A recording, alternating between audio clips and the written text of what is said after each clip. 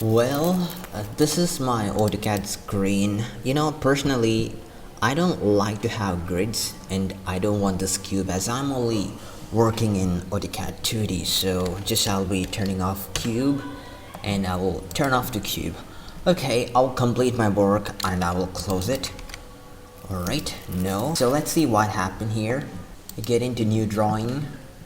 So those things which I have turned off had came back here, and again I will turn off the grid and I don't want to have cube each and every time. I'm not crazy to do this. Why if I saved the settings in a template? So in order to save this as a template, you can save as, and probably if you turn the format right into the WT, they'll pick you into a default location and you can say that this is my template.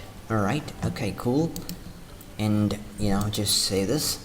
And one more thing that you want to have to do is get into options here, and I want to load this template every time when I open AutoCAD. For that, I'm just gonna go to files, get into here. You might find a template settings option here.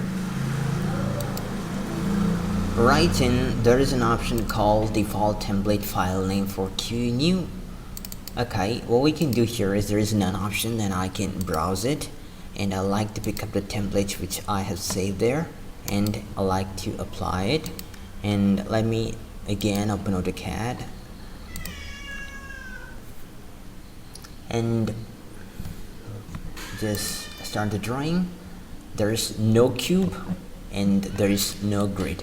So that's how you will be saving any of the default UI settings and write it as a template in AutoCAD. So thanks for watching.